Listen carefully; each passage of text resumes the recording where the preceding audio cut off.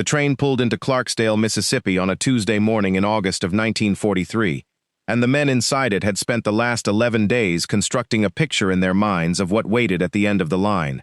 They were German prisoners of war. Most of them had been captured in North Africa, hauled across the Atlantic on crowded transport ships, and transferred through a processing facility in New Jersey before being loaded onto southbound rail cars with blacked-out windows and no explanation of their destination.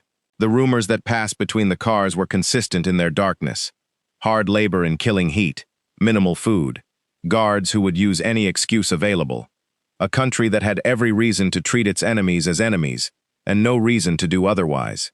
So when the train stopped and the doors opened onto a flat Mississippi landscape shimmering under late summer sun, the men climbed down slowly, squinting, and looked around with the particular caution of people who have learned not to trust the appearance of calm.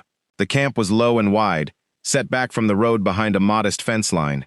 Wooden barracks, a water tower, a cookhouse with a tin roof catching the light. Guards standing at regular intervals, rifles slung, posture relaxed in the particular way of men not expecting trouble. A corporal with a clipboard directed the new arrivals toward a registration table without raising his voice. The man beside him handed each prisoner a printed sheet. One of the Germans, a former infantry sergeant from Bavaria, named Ernst Keller, looked down at his sheet, and then looked up again. It was a menu. He read it twice. Then he passed it to the man beside him without a word, and watched the man's face go through the same sequence his own had just completed. That evening, Ernst Keller sat down at a long wooden table in a screened dining hall and was served a meal that he had not eaten the equal of since before the war began. He did not speak for a long time afterward. Neither did anyone else. The meal itself was not complicated. That was the first thing that struck the men who would later try to describe it. It was not elaborate or ceremonial. It was simply the kind of food a working man expected to find at a table at the end of a long day, prepared competently and served in portions that did not require calculation. Fried chicken, cornbread, black-eyed peas cooked with salt pork, sliced tomatoes from a local farm, sweet tea poured from a pitcher without being requested, and pie, a deep dish peach pie set at intervals down the table with a serving knife laid alongside it. Ernst sat at the end of the bench nearest the screen window and worked through the meal in silence while the sounds of the Mississippi evening settled around the building. Crickets, a distant truck on the state road, the low voices of the American kitchen staff moving between the serving counter and the tables. He had eaten Wehrmacht field rations for 2 years before his capture. Before that, during the last months of the North African campaign when supply lines had become unreliable, he had eaten considerably less than field rations. The meal in front of him was not a psychological operation so far as he could determine. There were no cameras, no officers watching for reactions, no visible attempt to extract anything from the men in exchange for what they were being given. It was simply dinner. The man across from him, a corporal from Hamburg named Dieter Franz, had stopped eating halfway through and was staring at the piece of pie on his plate with an expression Ernst could not immediately classify. Franz looked up and said quietly, in German, "They are trying to confuse us." Ernst picked up his fork. "Perhaps," he said, "or perhaps they are simply eating the way they always eat." Franz looked back at his pie. "That," he said, "is more confusing." The camp at Clarksdale was one of more than 500 prisoner-of-war facilities operating across the United States by the middle of 1943. The scale of the American POW program was itself something most of the men who entered it had not anticipated. By the end of the war, more than 400,000 German prisoners were held on American soil, distributed across camps in 38 states, with the largest concentrations located across the American South and Midwest, where agricultural labor was most needed and space was most available. The program operated under the terms of the Geneva Convention of 1929, which the United States had ratified and which established specific minimum standards for prisoner treatment, housing, food, and working conditions. The American military took those standards seriously in a way that became evident to the prisoners within days of arrival, not because the guards explained the legal framework, but because the daily reality of camp life corresponded to it consistently enough that the men stopped waiting for the framework to collapse. The food was the element that generated the most persistent discussion in the barracks, not because it was extravagant. By American civilian standards, the camp diet was ordinary. 3 meals a day built around whatever the regional agricultural economy produced in surplus.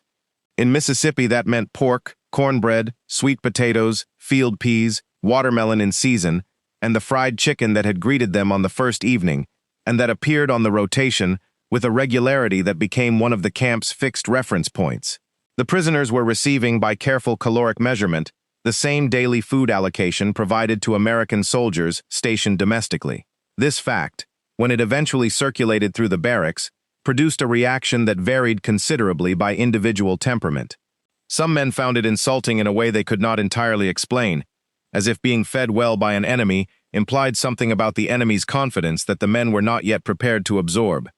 Others found it straightforwardly welcome, and said so without complication. A small number, men who had come from parts of Germany where the civilian food situation had been deteriorating since 1942, found it destabilizing in a way that was harder to articulate, as if abundance in captivity revealed something about the preceding years that they had not permitted themselves to examine directly while living through them. Ernst fell into none of these categories cleanly. He was a precise man by nature, a quality that had served him well as an infantry sergeant, and that he applied now to the problem of understanding what the food meant. He did not think it was a trick. Tricks required a payoff, and he could identify no payoff being sought. He did not think it was indifference to the cost, because the scale of the operation across hundreds of camps made indifference implausible. He arrived, after several weeks of quiet observation, at an explanation that he shared with France one evening while they sat on the barracks steps, watching heat lightning move across the flat Mississippi sky. "They feed us this way," Ernst said, "because this is how they feed people." Franz looked at him. "Meaning what?" "Meaning it is not a policy decision about prisoners. It is a habit they cannot not do. The same way a man who has always kept a clean house cannot stop keeping it clean, simply because a stranger is sleeping in the spare room." Franz thought about this. "You are saying they don't know how to treat people badly." Ernst shook his head slowly. "I am saying it does not come naturally to them. Not in this context. Not with food. Not with this." The work details that occupied the prisoners 6 days a week provided a different lens on the same question. The camp's labor program placed men with local farms and businesses throughout the surrounding Delta country, picking cotton, harvesting vegetables, repairing roads, and performing general agricultural labor that the wartime draft had stripped from the regional workforce. The work was physically demanding in the Mississippi heat, in a way that nothing in Ernst's previous experience had fully prepared him for.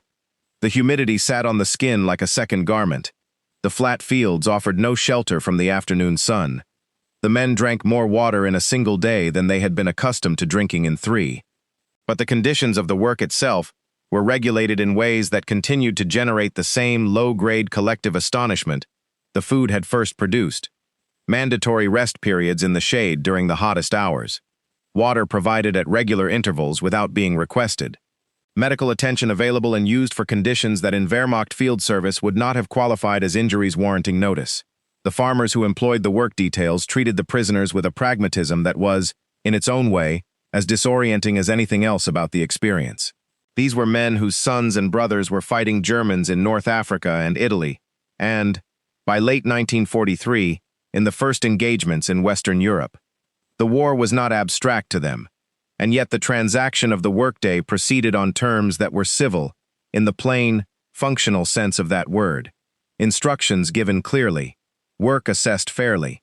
On more than one occasion, on farms where the harvest had gone well, additional food was brought out at the midday break. Biscuits, slices of cake, cold milk in a jug. A farmer named Harlan Webb, who ran a cotton operation 12 miles outside Clarksdale, became a fixed point on Ernst's work rotation for most of the autumn harvest season. Prub was a large, quiet man in his 50s who had 2 sons in the Pacific Theater, and who communicated with his prisoner work crew through a combination of basic English, gesture, and a patience that appeared to be constitutionally rather than situationally produced. He never explained the additional food he brought to the midday break. He never acknowledged that bringing food to captured enemy soldiers, while his own sons were at war, was anything requiring acknowledgement. He set it down on the tailgate of his truck and walked back to his work. Ernst watched this happen 3 times before he said anything to Franz about it. What he said was not analytical. He said, "I do not know what to do with that man." Franz understood what he meant, without further explanation. "Neither do I," Franz said.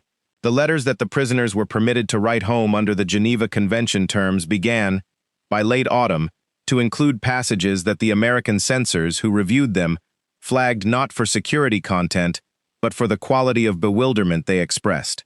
Men writing to wives and parents in Germany described the food, the work conditions, and the behavior of the guards and the local population in terms that the censors noted read less like prisoner accounts than like dispatches from a place the writers could not fully believe they were in. One letter, preserved in the camp records, described the previous Sunday's dinner in precise detail: roast pork with gravy, mashed potatoes, green beans, cornbread, apple cobbler with a cream topping. The writer noted that he had weighed himself on the camp medical scale and had gained 7 pounds since his arrival. He wrote, "I am trying to understand this country. I am not making progress." By the time the cotton harvest ended and the Mississippi winter settled its mild gray weight over the delta, the men had stopped talking about the food every day. It had become part of the rhythm of the camp, the way any constant thing eventually becomes invisible through repetition. They ate, they worked, they wrote their letters, they slept in barracks that were plain but dry and warm enough. But the bewilderment did not fully leave. It had gone somewhere deeper than daily conversation, into the part of a man's thinking that operates below the level of words, continuing to work on a problem that the surface of the mind has stopped actively turning over. New arrivals by truck and rail went through the same sequence every time: the processing table, the printed sheet, the first evening meal, and then that same stillness at the long wooden tables, that same suspended quality in the air of the screened dining hall, as men who had spent months constructing one image of what captivity would look like found themselves sitting inside something that did not match the image in any detail they had prepared for. Years later, Ernst Keller would find that the specific facts of those months had softened and rearranged themselves in his memory, the way all long-past things do: the heat, the flat fields, the sound of the work. But one moment stayed exact and clear: the first evening, the table, the pitcher of sweet tea set down without being asked for, and the slow, unresolvable realization that the country holding him prisoner was feeding him this way not because it was trying to tell him something, but simply because this was how it fed people. For a man who had spent years inside a system that allocated everything according to hierarchy and necessity, that was the strangest thing of all.